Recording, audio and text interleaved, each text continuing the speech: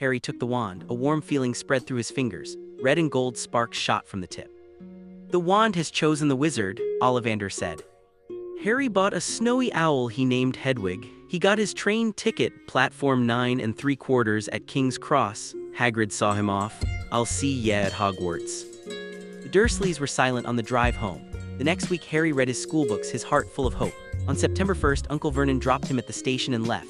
Harry was alone with his trunk and owl. He could not find the platform. He saw a large, friendly family. The mother noticed his confusion. "First time? It's Ron's first time too. Just walk straight at the barrier between 9 and 10. Don't stop." Her son, a red-haired boy, went through. Harry took a deep breath.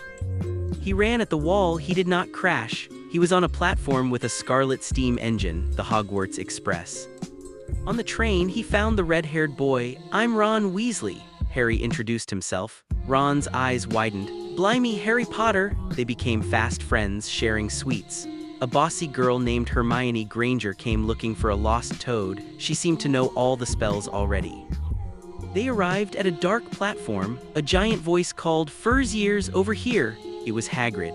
He led them down a path to a great black lake. On the other side stood Hogwarts Castle, a vast, lit palace of towers and windows. They got into small boats and sailed across the silent water. At the castle doors stood Professor McGonagall, a stern witch in emerald robes. "Welcome to Hogwarts. The sorting ceremony will begin shortly." She explained the 4 houses: Gryffindor, Hufflepuff, Ravenclaw, and Slytherin. Your house would be your family. Points would be won for good deeds and lost for rule breaking. They entered the Great Hall. Thousands of candles floated in the air. The ceiling was enchanted to look like the night sky. The whole school was watching. Professor McGonagall placed a ragged old hat on a stool. The hat twitched. A rip near the brim opened like a mouth and it began to sing. It sang of the 4 houses and their values. When it finished, the hall applauded.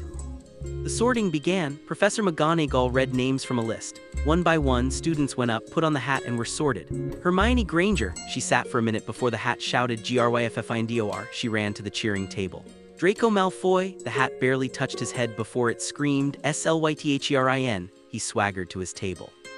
Then Harry Potter. A wave of whispers swept the hall. Harry sat on the stool and the hat was placed over his eyes. He heard a small voice in his ear.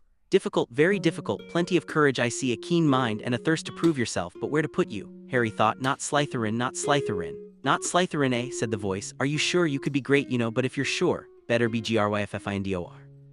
He heard the hat shout the last word to the whole hall. He took off the hat and walked to the Gryffindor table on trembling legs. He was met with cheers and applause. Ron was sorted into Gryffindor a moment later, looking immensely relieved. The feast began. The golden plates filled with more food than Harry had ever